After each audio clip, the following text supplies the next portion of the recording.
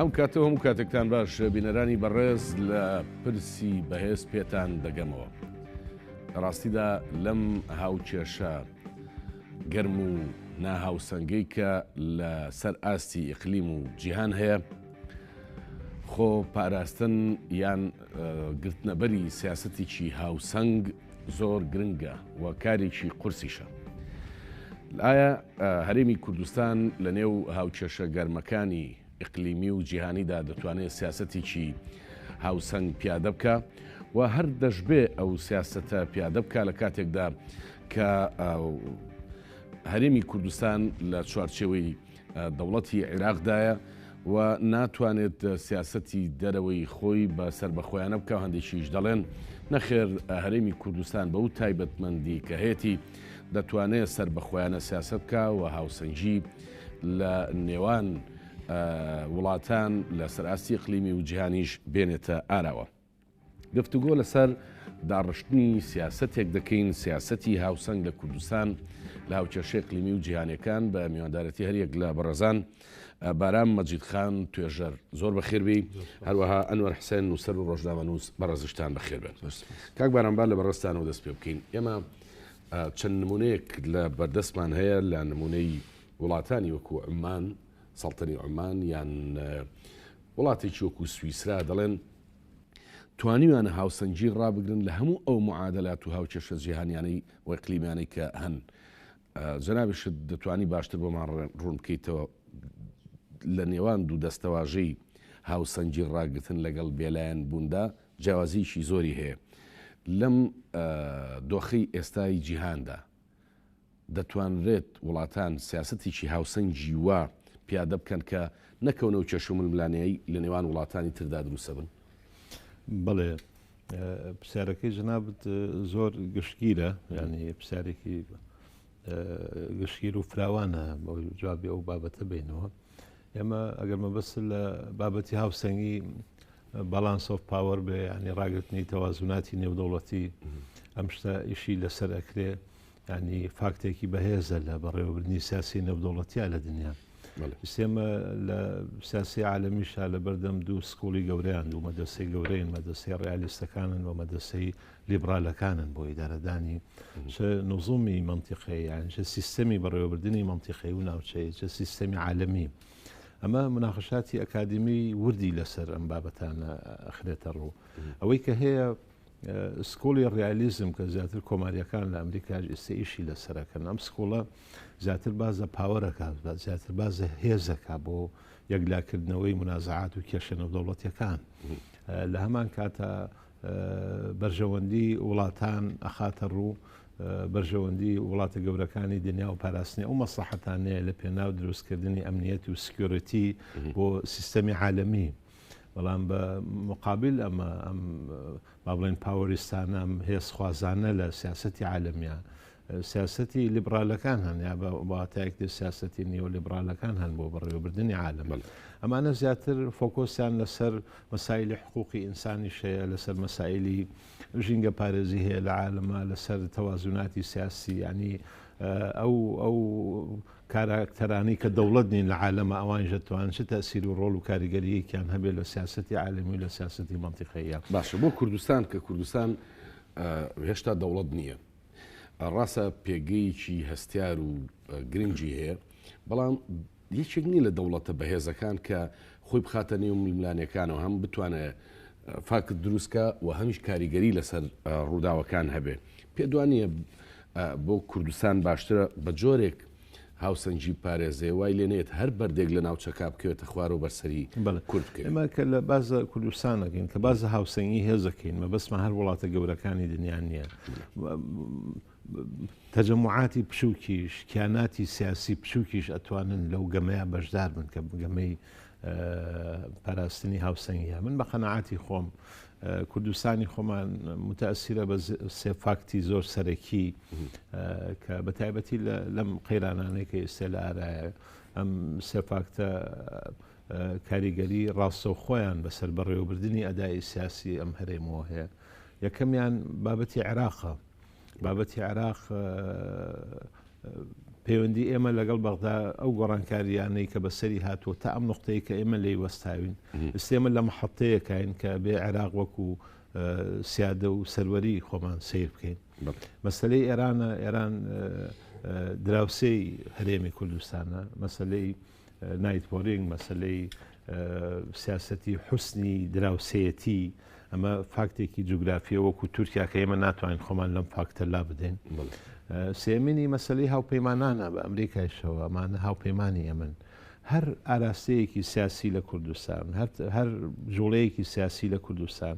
ئەگە متەئسیر نەبێ بەم سێ عاملە لە کات و ساتی ئێستاە و وردەکاری و تەفاسیل و دیتێڵی ئەم سێ فاکتە لە بەرچاو نەگرێ، پێم وایە سیاسەتێکی واقعیانە نابێ. بۆ نمونە نزاع و کێشە و ململانێ لە بینی ئەمریکا و لە بینی ئێرانە هەیە. ئەم کێشە و ململانیان هەرێمی کوردستان بە تەنها ناتوانێت وەکو لایەنگرێکی ئەم کێشانە خۆی عرسکا و تەڕەحکا لەبەرەوەی سەر لەسەرەوە هەیە کە سەنگانی چاودێران دەڵێن بە تایبەتی لەم کێشە گەورەی کە هەفتەیەکە لە نێوان ئەمریکا و ئێران هاتوۆتە ئاراوە بە قورسی، هەرێمی کوردستان ئەدایشی باشی هەبووە، توانوێتی هاوسەنجێک ڕابگرێت لە نێوان بەغدا، تاران، واشنگتۆن و خۆی نەگلێنێت لەم مەسلەی ئەگەر چی موشەشی شیشکەوتە هەرێمی کوردستانەوە. پێم وایە بەکارهانینی کەلیمەی هاوسەنگی تۆزێ لە قاموسی سیاسی ئەمە وابزانم بەکارهانینەکەی زۆر موەسیر نابێ، ینی ئەمە بە تایبەتی لە دوای ئینتیفاضۆ ئەمە مصەلەحاتان ئەمان بەکارهانی، بەڵام دۆخی سیاسی ئێستا حەقی ئێمە بیر لە دەسەواژەی تر بکەینەوە بۆ ئەو شتە. بۆ نمونە ئێمە کە بازەکەین بازە خصوصیەتی هەرێمی کوردستانە بێ بکەین، حتا لە ئاخرین قسەکانی کە سەرۆک وەزیرانی عێراق باسی کرد ئەم هەرێمە خصوصیەتی خۆی هەیە، ئەبێ دەستکاری ئەم خصوصیەتانە نەکرێت. لەبەرەوەی ئەم هەرێمە بارگاویە بە مەسائلی نەتەوەی، ئەم هەرێمە بارگاویە بە مەسائلی ئیتنیکی، ئەم هەرێمە بارگاویە بە مەسائلی مێژووی خۆی.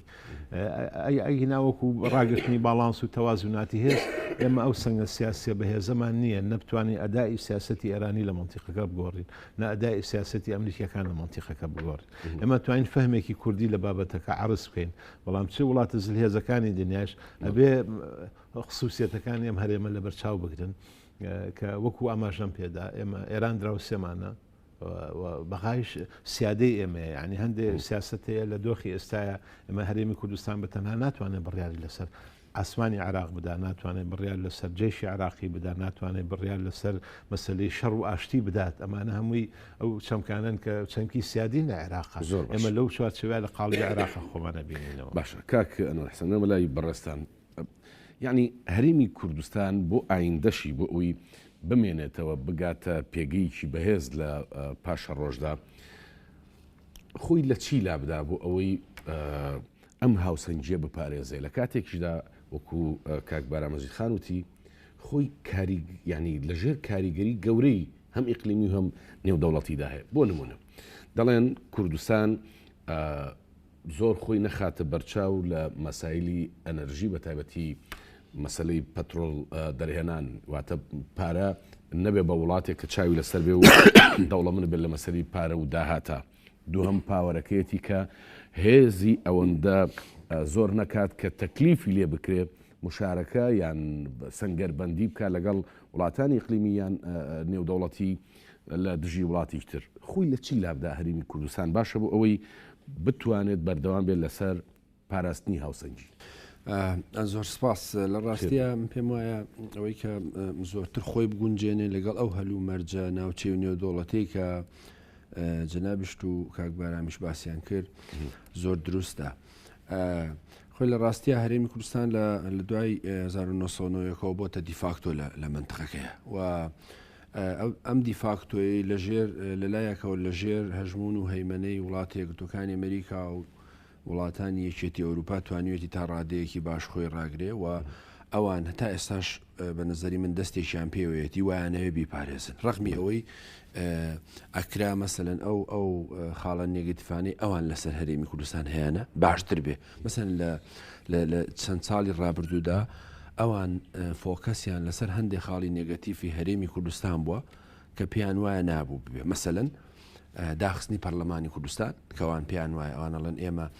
لە دوای ڕاپەڕینی خەڵکی کوردستانەوە ئێمە بانگەشە بۆ جێکەوتنی دیموکراسیەکانە توانین یەکسەر دیاری بکەین بڵین ئازادی سیاسی پێدانیان گەشە پێدانی دیموکراسی بڵێ ئەگەر مەسلەی نەوت مەسلەی نەوت یەکێکە لەو ئەوەی کە جەنابەت باست کرد بە نظری من هەرێمی کوردستان لەنا ئەو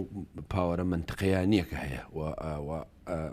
هەندێک لێکۆڵنەوە دراساتی گەورە ژەڵەن لە مستەقبەلە بەهێزەکان بێهێزەکانە خۆنیان پلیشێنەوە ئێمە ئەو پاوەرەمانی ئەو پاوەری کە لە هەرێمی کوردستان هەیە زۆرتر نەوتە کە بەداخەوە قسەکەەوەی ویستم ئەوە بڵێم باش بەکار نەهاتووە و نەیتوانیوە ئەمما وەکو ئەوەی کە مەسەلەن لە قەتەری بینی قەتەر بەوەی کە وڵاتێکی بچووکە بەو مەسەلەن ئەو گەل لە کۆمەکەی ئێستا لە منتەقەیە لە سەرەتی بەڵام پاوەری ئابوووریەکە هێندە بەهێزە ناتوانن مەسەلەن کۆنتترۆلی بکەن ئەوەی کە جەنابشت باسکە مینشینی عمان هەم پاوەری اقتصادیەکەی و هەم ئەو خۆ گونجاننی لەگەڵ منتەقەیە وای لێکردو بێت بە چەقی بەشێک لە دیبلۆماسیەتی منتەقە تەنانەت بۆ ڕێخستنی دانووسانی پەیوەندی نهێنی نێوان ئیسرائیل و تاران یا بەەوە نسبە ئەمریکەکان و ئێرانیەکان مەبەستمەوە لە بەداخەوە لە هەرێمی کوردستان کەیسی نەوت چه شەفاف نەبووە و چه گلەی و ناڕزایەتی لەسرە و نەیتوانیەوە مەسەلەن بیخاتە خزمەتیەوەی کە هەرێمی کوردستان ئارامترکە و مەسەلەن بارودۆخ و دارایی خەڵک باشترکە و تەنانەت ئەوەی کە بەشێکی زۆری تەرخان کرێت بۆ بەهێزکردن و تەقوێکردنی هێزی پێشمەرگەی کوردستان بە نظری من ئەوە خاڵێکە بەڵام ینی لە پرسیارەکەشمە ئەوە مود وڵات کە بەهێز بوو دەبە شەڕکە دەڵێن سوید بۆیە تاکوێسە نەچۆتە هیچ جەنجەکە و لە بەرەی سوپای نییە بەڵام وڵاتێکیشە پێشکەوتوترین فڕۆکە جەنجەکانی ئەمریکا ئەو دووسێکانی وەکو با بڵێن بچم و کۆکردنەوەی ماچینەوە ئەوانەکانی بەڵام نەچۆتە جەنگەوە ئەگەر هێزت هەبوو دەبێ بەکاری بێنی یعنی بۆ ئەوەی هەرێمی کوردستان بە هاوسەنگی بمێنێتەوە لەم ناوچەیە وتمان دەکرێت بڵین خۆی نەکاتە هێزی گەورە هەم ئابووری و هەمیش هێزی چەک با بڵین پاوەری چەک و لە ڕاستیە هێزی پێشمەری کوردستان هێزێکی زۆر گەورەی نیە بە هەموو حساباتانێکایە تۆ حسابکە 120,000 بەڵام حشتی شعبی دوێنێ دروست کراوە مەسەلەن بە ئەجێندای ئەملاولە زۆر لەوە بە ئیمکانەتر زۆر بەڵام عراق و سەریەکانی خۆشیان بەڵام قسەکەەوەیە کە کاک بێت مەسەلەن نەک ئەوەی کە هیچ هێزێکت نەبێت کە تۆ ڕوبەڕووی گروپی تیرۆریستی وەکو داعشە بێ و گروپی تیرۆریستی هێزی گەورەت نەبێت ئەخ هەرێمی کوردستان ناتوانێت ئەنی مەسەگە مەبەسە لە هێزی گەورە بێ بە هێزی ملیۆنی و نیو ملیۆنی هەرێمی کوردستان هەرگیز ناتوانێت نەوەی ئیمکاناتی هەیە نەوە ڕەنگە ئەو دەرفەتەشی پێ بدرێ و نەوەی بۆشی ئیدارادرێ ئەم هێزە گەورە ئەم هێزەی هەیە لە دنیاە مەسەلەن دیقەت بە ئەمریکا لە هەرێمی کوردستان هەیە کاک بەهێز لە هەندێک دەوڵەتی تریش مەسەلەن لە سۆمالیلان لیش کە هاوشێوەی ئێمە دەوڵەت نییە هەرێمە لە سۆمال جیابەتەوە و مەسەلەن لە بیابانی مەغریبیش بە هەمان شێوەیە ئەم هێزە تەنانەت ئیدارەی وڵاتەکەیدا پاراستنی وڵاتەکەیدا بەڵام بە نظری من قسەکەەوەنی ئێمە ئەگەر مەسەلەن هەر هیچ هێزێکیشمان نەبێت تەنها هێزێکی مەدەنی بۆ پاراستنی دام و دەستگاکەمانوان هەیە وەکو ڤاتیکان بەڵام ئەو مەترسیانی کە لە منتەقەکە لەسەر هەرێمی کوردستان واد لەیەکا کە تۆ هێزت هەبێ بۆ پارێزگاری لە خۆت چ تورکیایە چ ئێرانە چ حەشدی شعبێت چ داعشە مانە قسەکەش کاک بێزانی گرفتە سەرەکیەکە چیە گرفتەکەوەیە لە منتەقەکەیە ئەم وڵاتانی کە کوردستانیان بەسەردا بەشکراوە ئێمە مەحکومین بە بارودۆخێکی جوگرافیا و جیۆپۆلۆتیک لە منتقەیە لە دوای جەنگی جیهانی یەکەمەوە ئەمان هەمیشە بەداخەوە ئەوان هەمیشە ئێمە بە هەڕەشازان بۆ سەرخۆیان کە لە ڕاستی ئەوانە ئەوان هەمیشە پێیان وایە ئێمە هۆکارە بین بۆ بەشبەشکردنی خاکەکەی ئەوان بۆ پارچە پارچەکردنی ئەوان و ئەمە تێڕوانی جیاوازیژەیە ئەبێ ئەم مەفهومە ینی ئەم تێڕوانی نەش لای ئەوان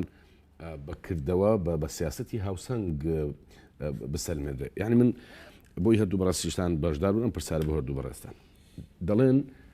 نابێ سەرکردایەتی سیاسی کوردستان لەم دۆخە زۆر هەستیاری کە ناوچەکە و جیهانی گرتوتەوە کۆمەڵێک سەرکێشی بکە جۆمان لە کۆمەڵە دەنگ بوو لەم ینی شەڕکەوتنە عێراقەوە یەکسەر دیسانەوە دەوترا باشترین حل لە ئێستادا ڕفراندۆم بکەین و لە عێراق جابینەوە پرسیارەکەی منەوەی دەکرێت سەرکێشی بکەین بەم جۆرە بڕیارانەوە یان جارێ هەتا ئەم هاوکێشە تێک چڕژاوە لە ناوچەکەدا ئارام دەبێتەوە لەسەر ئاسین و دەوڵەتی ئارامە بێتەوە کورد سەرکێشی نەکە وڵا خۆی لە ڕاستی ئەوەی جەناب دروستە مەسەلەن ئێمە هەرسێکشمان وەتەنان بەشێکی زۆری خەڵکی کوردستانیش لەگەڵ سەربەخۆی و ڕیفراندۆم و مافی چارەی خۆنووسینی خەڵکی کوردستانە بەڵام قسەکەی کاتی خۆشی گرفتێک هەبوو گرفتەکەەوە بوو کە ڕیفراندۆم حەقی مەشروعە و ئەمە پرۆژەیەکی حەقی بێ ئەملا لە بەڵام قسەکەی کاتەکەی زۆر کەس مەسەن لە سەرکردایەتی سیاسی کورد و بەداخەوە یەکێتی نیشتیمانی پارتی دیموکراتی کوردستان هەندێک لە یەکێتی نەبێت کە مخالی بوون بەڵام هەردوو لاوەکو دوو هێزی سەرەکی و بەشێکی زۆر هێزی سیاسیەکان تاییدی ڕیفراندۆمیان کرد کاتەکەی باش نەبوو مەسەلەن کاتەکەی بۆ باش نەبوو وڵاتی یەکگرتوەکانی ئەمریکا و یەکێتی ئەوروپاوتیان لەم هەلومەرجەکەی لەبانێەوە پێم وایە بەشێک لە ئیمتیاز و دەستکەوتی زۆریشمان لە دەستچوو و ئێستاوی کە جەناب بدێڵی هەندێک لەو نەغمانە بە نەزەری من زۆرتر عاتفیە و پێی وابوو مەسەلەن مادام قاسمی سلێمانی کوژرا و شەڕێکی سادە لە نێوان ئەمریکا و ئێران هەیە هەموو منتەقەکە بە قازانجی پرسی کورد و ڕیفراندۆم و سەربەخۆییە لە کاتێکە لە ڕاستیە کاک بەهێز ئەو دەوڵەتانەی کە باسی دەوڵەتی تازە بکەم لە دوای نەوەیەکەوە لە دوای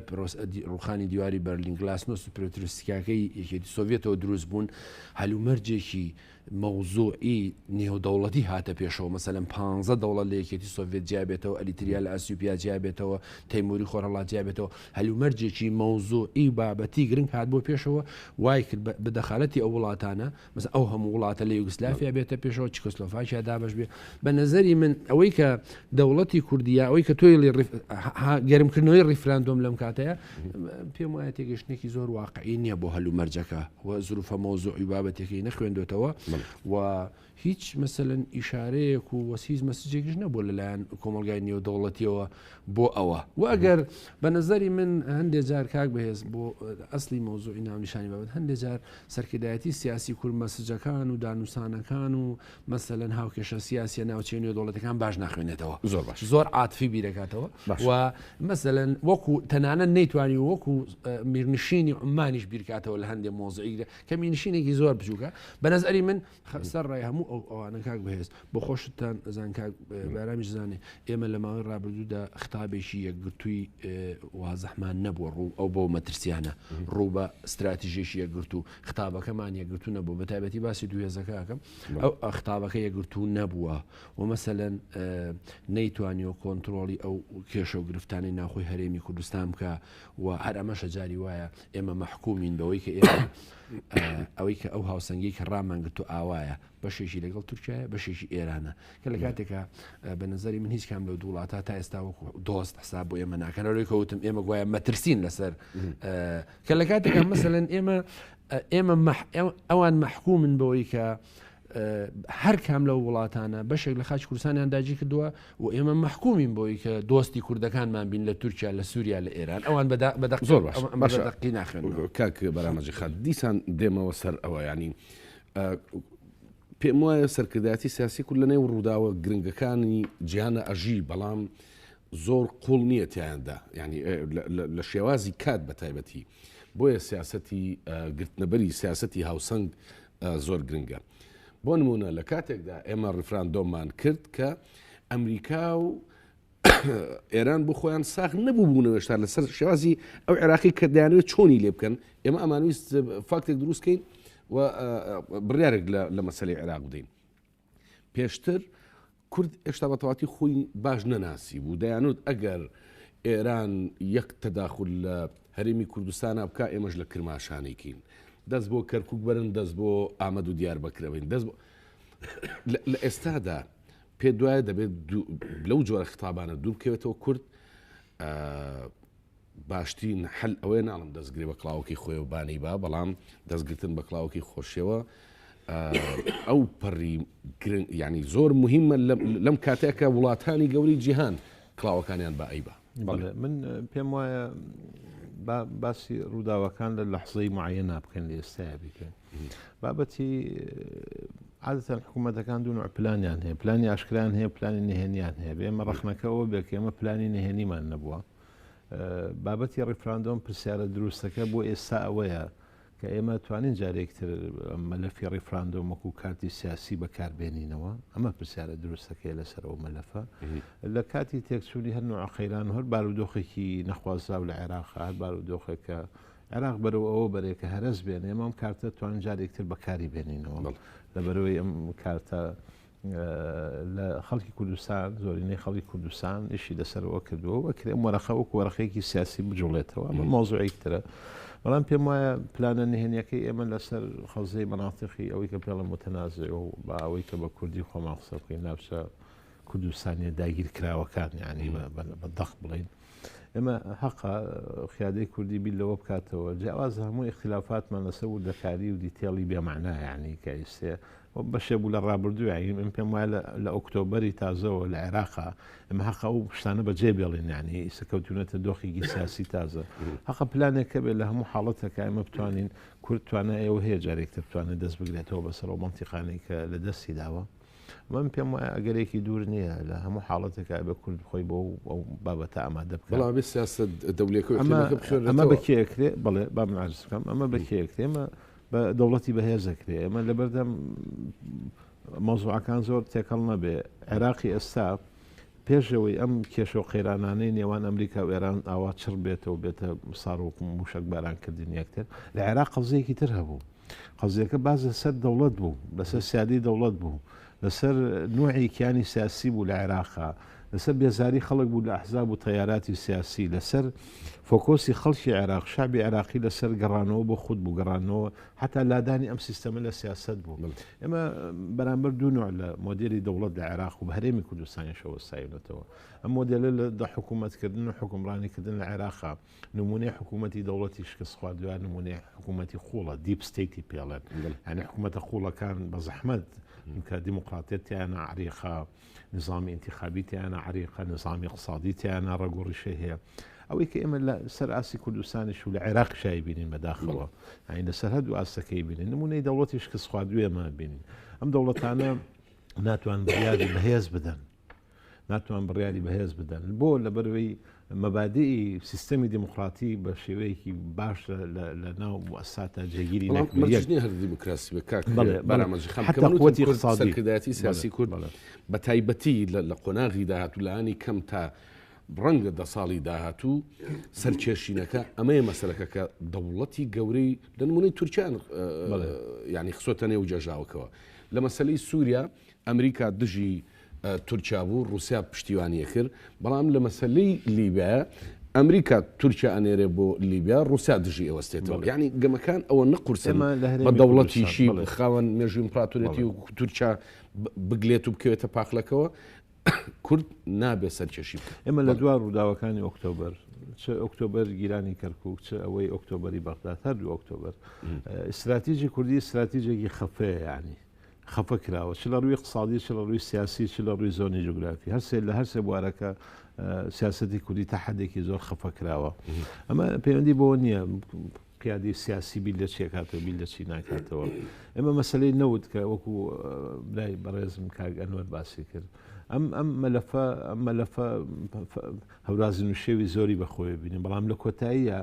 هەندێکجار نوتی ئێمە تێکەڵ بە نوتی داعش بۆ فرۆشاوە هەندێکجار نوتی ئێمە تێکەڵ بە نوتی عراق کراوە فرۆشاوە هەندێکجار نوتی ئێمە تاریب کراوە براوە ڕۆشتووە ئەم نەوتە وەکو ئیسtismاری اقتصادی لە پاڵیشە ئیسtismاری سیاسی باشی لێ نەکراوە ئەمە پاشان ئێستێمە زەختێکی زۆرمان لەسەر لایەن حکوومەتی عێراقیەوە کۆمپانیەکانمان قەرزدارن پارێکی زۆر قەرزداری یعنی لەو مەلەفەیە ئێمە شکستمان هانی بە معنای کەلیمە لە ڕووی عمقی ئیستراتیجی و جوگرافیمانەوە بەرامبەر بە تەوەسڵ پێکردنی هەرێمی کوردستان ئەمە بەشێکی زۆری ناوچەکانی خۆمانمان لەدەستاوە ئەم کاریگەریەکی ئێجگار سلبی لەسەر سیاسەتی کوردی و لەسەر استراتیژی کوردی ئەنی هەرێمەکەی پشوو کردەوە سێمین وەکو سیاسەتی منتیقەیمان وەکو سیاسەتی منتیقەیمان چ لەگەڵ تورکیا چ لەگەڵ ئێران چ لەگەڵ عێراقا ئەم پەیوەندیانە حەق بۆ ئێمە پەیوەندیەکان دابەش بکەین لەگەڵ ئەو بەشە لە پەیوەندیەکان کە سیادین ئەو بەشە لە پەیوەندیەکان کە لۆکاڵن ینی ئێمە هەندێکجار تێکەڵمان کردوانی پەیوەندی سیادیەکانمان تێکەڵ کردووە من مافی ئەوم نییە دانیشم چم لەگەڵ ئێران یا لەگەڵ تورکیا پەیوەندی سیادی بەستم وەکو دەوڵەت لەگەڵی ببەستن تەمان حساسەتی هێزی عێراقیەکان دروزەکە و لە دوا ڕیفراندۆمیشەوە استراتیژی کورد لە کوردستانی عێراقا گەڕانەوە بوو بۆ دەوڵەتی عێراق ئەم ئیستراتیژە تا ئێستاکرد ئیشی پێکرێ تا ئێستاکەش بەڵام لە کاتێکە ئەم خێرانەکە لە بەغدا دروست بوو و ئەو قەرارە یەکلایەنانەی کە هێزە شیعەکان لە بەغدادایان ئەمە کاریگەریەکی سلبی دروست کرد ئەمە دوو ڕێی لەسەر ئەم بۆچوونەیە ڕێیەکیانەوەیە کە کورد لە بەغدا وەرەقە سیاسەکانی خۆمان دۆڕان بۆی کە نەمانتوانی مشارەکەی پەرلەمانی عێراق بکەین لەو بڕیارە قاتیعی کە دایان. ڕێی دووەمەوەیە کە نەخێر کورد ئیشێکی باشی کرد کە نەچوە ئەو گەمە سیاسیە ئەو گەمەیە کە لە ڕاستیا ڕێی پەرلەمانی عێراق نەبوو ڕێی میلیشاکان بوو کورد ناتوانە معاملە لەگەڵ میلیشاتی عێراقی بکە ئێمە ئەبێ تعاملمان لەگەڵ دەوڵەتی عێراق و لەگەڵ پەرلەمانی عێراق بکرێ بەڵام پەرلەمانی عێراقی سەر لە ژێر هەیمەنەی میلیشای عێراقیە ئەم دۆخێکە کە بەڕاستی جێگەی هەڵوێسە من پێم وایە تا ئێستاکە بە شێوەیەکی گشتێکە قسە بکەین هەرێمی کوردستان تا حدێک توانی وێستیان باڵانسە پارێزێ ئێمە ناتوانین پشت بکەین هاوپەیمانەکانی خۆمان کە ئەمریکا وڵاتە گەورەکانە ناتوانین پشت بکەین ئەمە بەشێ لە هێزی پێشمەرگەی کوردستان ئەوان معاشەکەی دەن بەشێ لە تەشیز و تەدی پێگرنیان ئەوانەی کە ئێمە بەڕاستی ناتوانین استغنا لەو بابەتە بکەین بەشێ لە خاکیش ئەوانەی پارێزین بە لە هەمان کاتا ناشتوانین بین بە تەرەف لە شەڕی ئێران و لە شەڕی ئەوەیە ئەگەڕێمەوە بۆ سێ فاکتە ئەسڵیەکە یانێ بێ ئەو تەوازوناتە تا حدێک کەرێم توانێت ڕای بگرێت زۆر باش ئێمە لە چوارچەوەی دەوڵەتی عێراقدان کاک ئەنوەر حسێن دەڵێن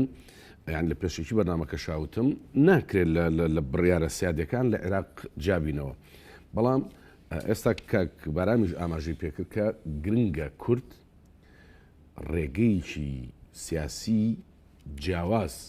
لە پێکاتەکانی تری عێراق بدۆزێتەوە ئەمە کوردی پێ بناسێتەوە بۆ ئەوەی هاوسەنگی ڕابگرێت یعنی ئێمە لەسەر تەکلیفی هاوپەیمانان هێزی پێشمەرگەی ئێمە ڕۆشتە سووریا لە باکووری سووریا شەڕی کردوە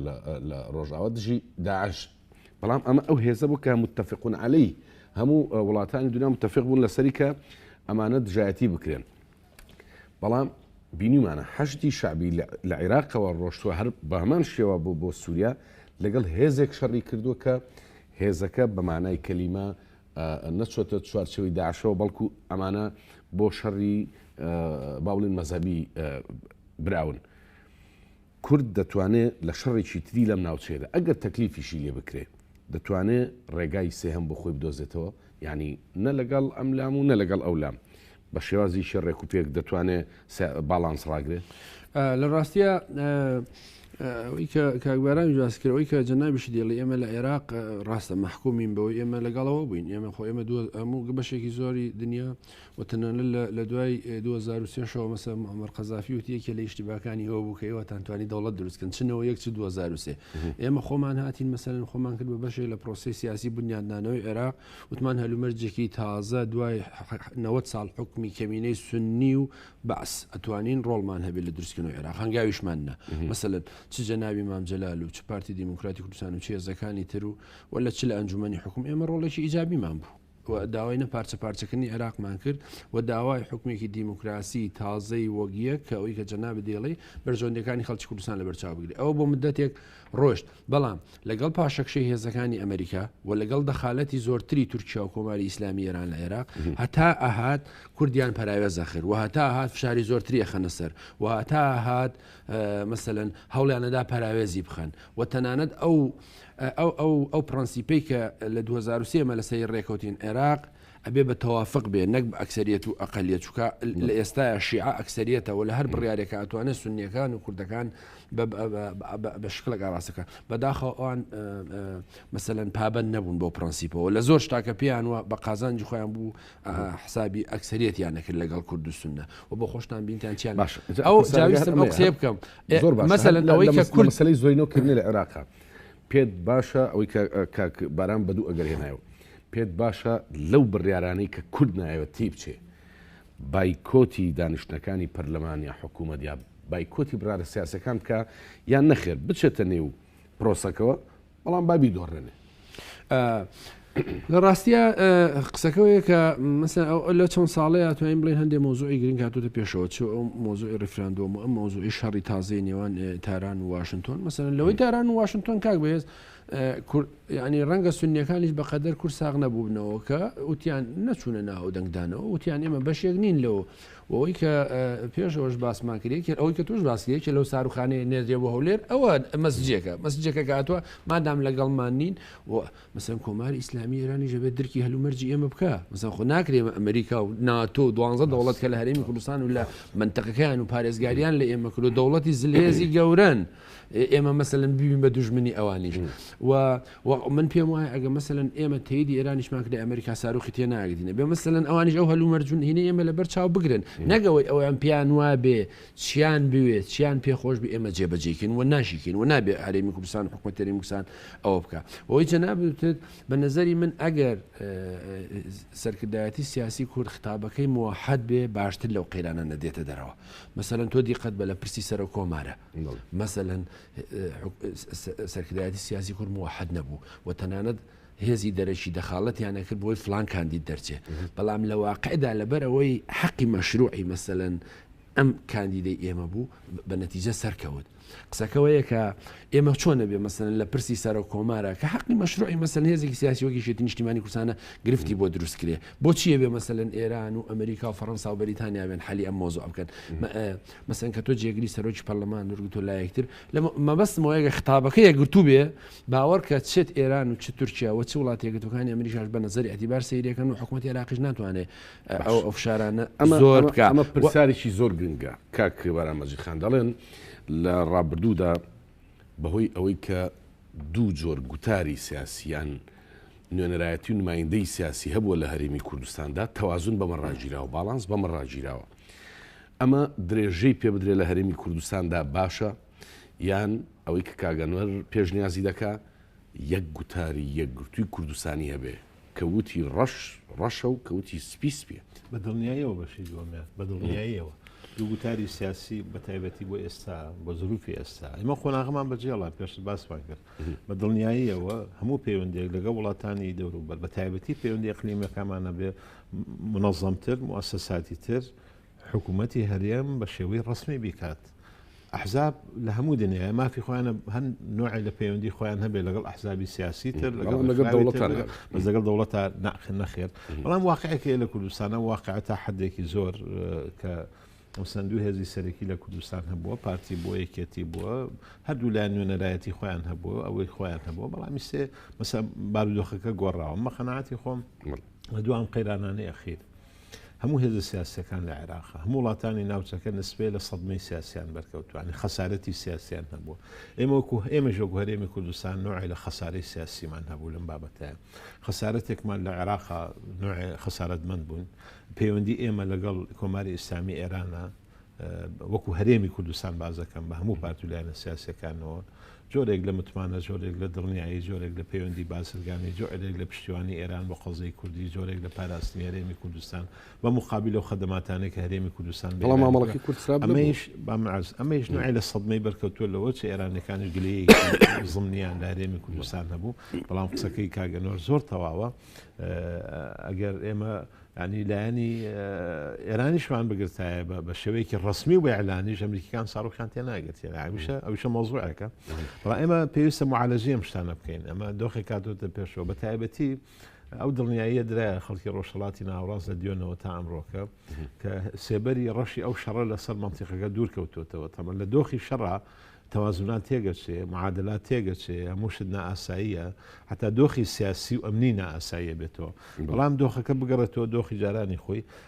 هەم پەیوەندی کورد لەگەڵ بەخا پێویستی بە نوعی لە معالەجەیە لەبەر لە عێراقا یاسایە تێپەڕوێم یاسایە زۆرینەی سیاسی لە عێراق نەیکردووە ینی مکەونێک کردوێتی ئەمە پێویستە بەڕاستی سەرۆگۆزیرانیش باسی کرد کە ئەمە پێویستە پێ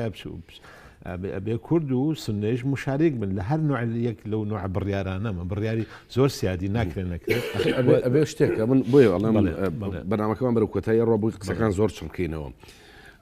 ئێران دەیەوێت کورد لە سەنگەری ئەو دابێ ئەمریکا و هاوپەیمانەکانی دایانوێت کورد لە سەنگەری ئەوان دابن ینی 100% شیعەکان لە عێراق دایانوێت بە بڕیاری زۆرینەی خۆیان کوردیشتیە و بگلن لە کردنە دەرەوەی هێزەکانی ئەمریکا و هاوپەیمانان تورکیا دەیەوێت کوردی لە سەنگەری ئەو دابێت نەوتەکەی هەموو لە ڕێگەی ئەوە بەرێتە دەرەوە ینی هەمووی دەیەوێت کورد بەشێک بێ لەو چکە هەم ئەرزی بەدەستەوەی هەم خەڵکیشی بەدەستەوەی بەڵام کورد چۆن بکە وەکو مەسەلە کوردەکە هەیەڵێ کوڕی سێو لە باخەڵێکی سێوێک بخاتە باخەڵیان یان هەر سێو تەوزیع نەکا بڵێ سێوم پێ نییە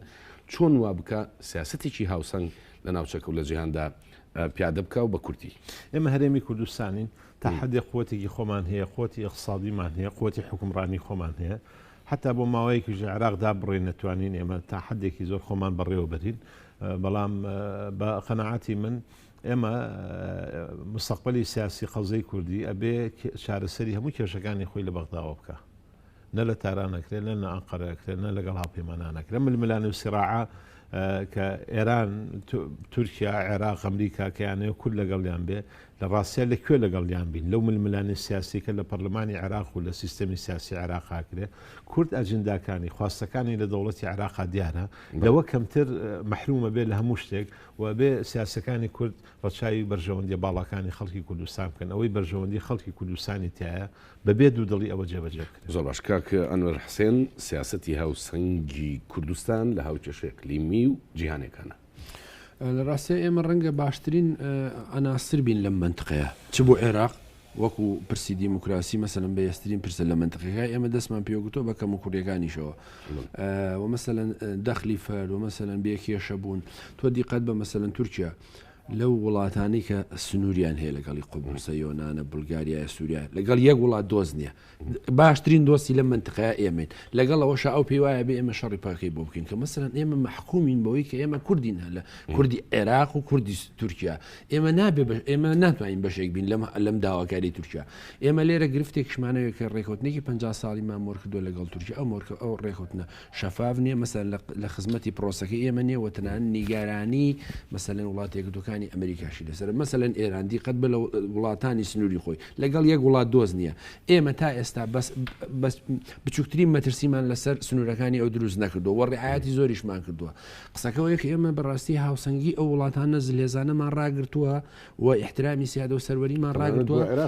ئێمە بەڵام بەشێک نین لە ئەجێنداکەی ئەوان ئێمە بەشێک نین لەو هەموو کێشە و گرفتی ئەوان بە دوایان هەیە ئەوان کێشەی ئیتنیان هەیە کێشەی مەسەبیان هەیە کێشەی سنووریان هەیە کێشەی مەسەلەن خۆ کێشەی تاران و واشنگتن ئێمە دروستمان نکردو تا بەشێشین لە هاتنە سەرکاری کۆماری ئیسلامی ئێرانەوە لە ساڵی 1970ەوە ئەو کێشە هەیە خۆ کێشەی تورکیا و لیبیا ئێمە دروستمان نکردو تا ئێمە بەشێک بین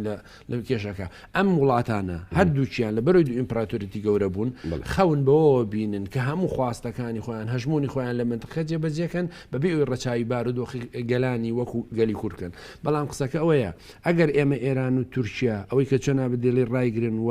احترامی سیادە و سەروەری هەرێمی کوردستان بکەن و ئەو لە بەرچاو بگرن کە ئەمە پێکهاتەیەکی مححکومین لەسەر ئەم زەویە دروست بوون لەسەر خاکی خۆمانە احتراممان بگرن و بتوانن لەگەڵ ئێمە دۆست بن ئێمە بەترسی نابین بەڵامە بێ ئەوان بزانن ئەمڕۆ یا سبەی بەو هەڕەشە و بەو مەترسیانەی ئەوان و بەوەی کە ئێمە دوژمن و نەیاری ئەوان ئێمە خاکی ئەوانە بێن وسیێ ئەمڕۆ یا سبەی هەرێمی کوردستان و کورد لە منطقەی بێ بە دەوڵەت من نازانم کەیە بەڵام ئێمە مححکومین بەوەی کە دەوڵەتێکمان هەبێ لە داهاتووە زۆر باشە سوپاس